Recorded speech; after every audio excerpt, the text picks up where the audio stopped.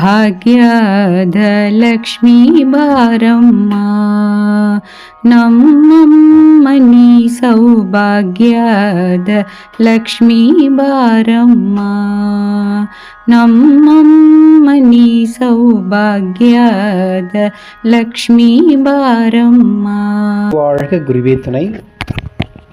இறையருளும் குருவருளும் துணை புரியட்டும். இப்பொழுது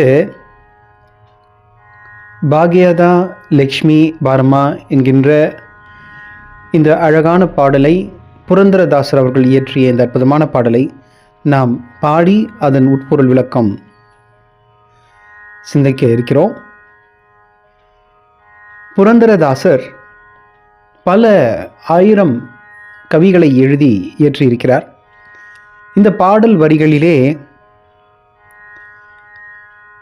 பாரம்மா லக்ஷ்மி எங்கள் இல்லத்தில் வந்து குடிகொள்ளுங்கள், இடர்பிணி நீங்க அருள் கொடுங்கள் தாயே, சுபிட்சமாக இருக்க வேண்டும், எங்கள் குடும்ப வளங்கள் பெருக வேண்டும், பொருள் வளம், மனவளம், ஆயுள் நீளம் அனைத்து வளங்களையும் எங்களுக்கு உங்கள் அடிமேல் அடி வைத்து எங்கள் இல்லத்தில் வந்தமர்ந்து அருள வேண்டும் என்று மிக தாழ்மையுடன் அன்புடன் வேண்டி நிற்கின்றார். கண்களில் கண்ணீர் மல்க, தாயே அம்மா நீங்கள் வாருங்கள். அதாவது நீங்கள் நல்லா புரிஞ்சுக்கணும், ஒரு பக்தன் சிறந்த பக்தன் ஆவது எப்படி?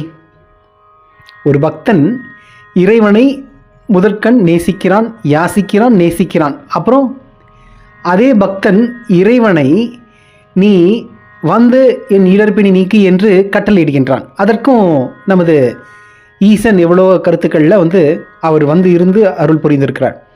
இங்கே புரந்தரதாசர் என்ன சொல்கிறார் என்றால், சீதா பிராட்டியார் ஜனக மகாராஜாவுடைய புதல்வியாகிய சீதா பிராட்டியார் சாட்சாத் லக்ஷ்மி மகாலட்சுமி தாயே, எங்கள் இல்லத்திற்கு நீங்கள் அடிமேல் அடி வைத்து வந்தாலே போதும் அம்மா, இடர்பிணி நீங்கி விடுமல்லவா, உங்களுக்கு சுபிட்சம், நல்ல பொருள் வளம், மனவளம், ஆயுள் நீளம், குடும்ப ஆரோக்கியம், தேக சுகம், குழந்தையுடைய சுகம், மேலும் உங்களுடைய துன்பங்கள் எல்லாம் தவிடுபொடி ஆகிவிடும் அல்லவா.